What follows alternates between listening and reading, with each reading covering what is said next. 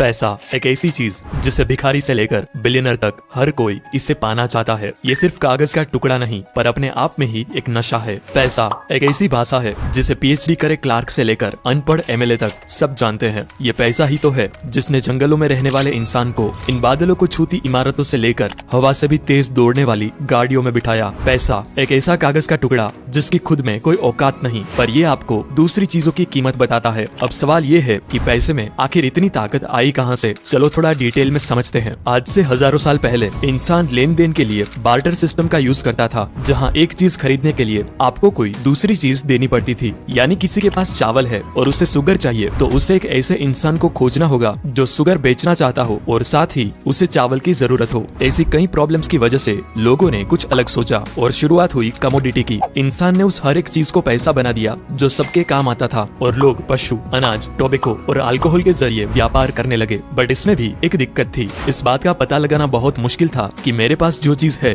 उसकी सही कीमत क्या है। और कमोडिटी वक्त के साथ खराब भी हो जाया करती। खरीदे जानवर मर जाते, अनाज सड़ जाता। अब इंसान को कोई ऐसी चीज चाहिए जो यूनिवर्सल हो और शुरुआत हुई सोने और चांदी से बने सिक्कों की। लेकिन इस दो टांग वाले जीव को इसमें भी प्रॉब्लम थी, क्योंकि वो वजनदार सोने को लेकर घूमना फिरना और साथ ही चोरी का डर। तो कुछ सुनार और दूसरे लोगों ने मिलकर एक उपाय निकाला। उन्होंने लोगों से कहा कि तुम अपना सोना हमारे पास रख दो, हम उसे संभाल कर रखेंगे। बदले में वो सुनार उसे कागज का टुकड़ा दे देता जिसमें लिखा होता कि मेरे पास आपका इतना सोना रखा हुआ है, जिसे IOU कहा जाता। IOU मतलब कि मैं तुम्हारा कर्जदार हूँ, जिसे दिखाकर लोग कभी भी अपना सोना वापस ले जा सकते। सबको ये आइडिया काफी अच्छा लगा और लोगों ने अपना सोना उसके पास रखना स्टार्ट कर दिया। लेकिन फिर कुछ टाइम बाद सुनार लोगों को रियलाइज हुआ कि ये सिस्टम बनाने के बाद ऑलमोस्ट कोई भी इंसान अपना सोना लेने वापस आता ही नहीं और सब बस उस रसीद के जरिए ही व्यापार करने लगे थे, क्योंकि सबको यकीन हो गया था कि रसीद है मतलब सोना भी होगा ही। अब ये चीज समझने के बाद सुनार लोगों को लालच आ गई। अब उनके हाथों से बनी रसीद ही पैसा बन गया था, इसीलिए उन्होंने फर्जी रसीदें बनाना स्टार्ट कर दी।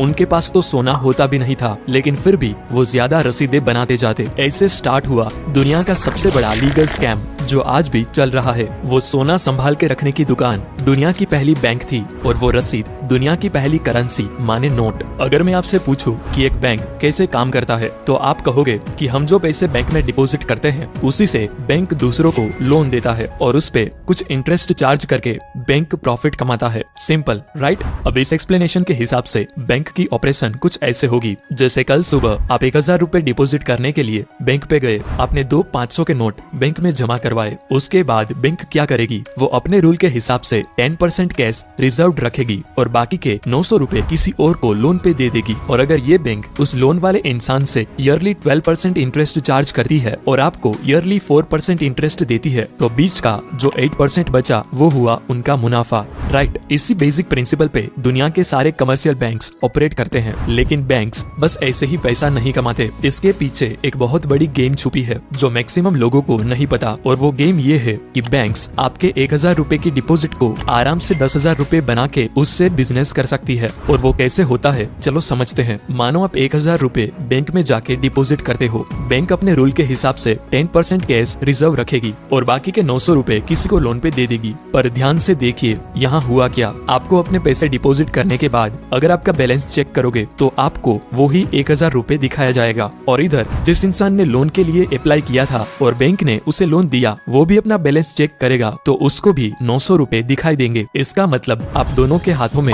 1000 और 900 रुपए की परचेजिंग पावर है, जबकि एक्चुअली उस बैंक के पास बस 1000 रुपए ही कैश है। मतलब उस बैंक ने बस अपने कंप्यूटर पे कुछ नंबर्स टाइप करके मार्केट में एक्स्ट्रा 900 रुपए की करेंसी क्रिएट कर दी, जो कि ऑफ कोर्स वर्चुअल है क्योंकि उसे बैक करने के लिए कोई कैश तो है नहीं। और ये खेल सिर्फ यहाँ खत्म नहीं होता, ये बहुत आगे जाता है। जैसे जिस इंसान ने 900 रुपए का लोन अप्लाई किया था उसने ऐसे ही तो लोन अप्लाई नहीं किया होगा, उसे भी वो 900 रुपए कुछ खरीदने के लिए चाहिए होंगे। और जब ये पैसा खर्च करेगा तो ये पैसा सिंपली उसके अकाउंट से ट्रांसफर होके किसी और के अकाउंट में जाके डिपॉजिट हो जाएगा और बैंक फिर से इस 900 रुपए का 10% रिजर्व रखेगा और बाकी के 810 रुपए फिर से किसी और को लोन पे दे देगा। ऐसा करते करते एक बैंक बस 1000 रुपए के कैश डिपॉजिट को 10,000 रुपए तक वर्चुअल करेंसी में कन्वर्ट करके बिजनेस करती है। आपको लगता है कि बैंक में आपके पैसे सेफ है जिसे आप जब चाहें जाके निकाल सकते हो। बट ये एकदम सच नहीं है। अगर सिर्फ 20 से 30% लोग भी एक साथ पैसा निकालने जाए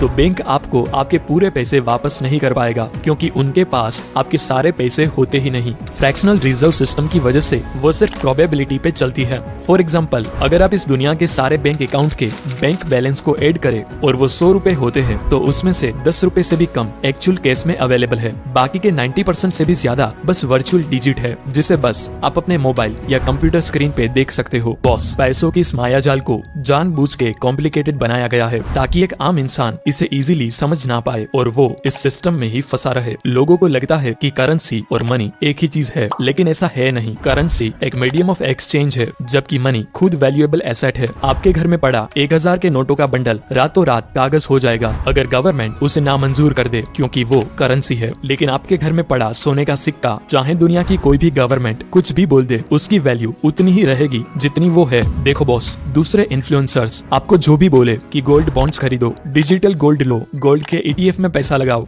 ये करो वो करो, वरना फलाना टैक्स लगेगा, ठिकाना टैक्स लगेगा, मैं कहूंगा रियल गोल्ड भी खरीदो, क्योंकि लाइफ के कुछ डिसीजंस टैक्स के आधार पर नहीं लिए जाते। अब आपके पास कहाँ 500,000 करोड़ है कि आपको 2-4% टैक्स की भी फिक्र करनी पड़े। और सच तो ये है कि पेंडेमिक के टाइम रियल माल ही काम आता है। आप किसी को अपना गोल्ड बॉन्ड का सर्टिफिकेट दिखा के पूरे साल का राशन नहीं खरीद सकते, लेकिन घर में पड़े सोने का एक छोटा सा हिस्सा फेंक के पूरे साल का बंदोबस्त किया जा सकता है। ये कागज सिर्फ भरोसा है और भरोसे पे ही दुनिया कायम है।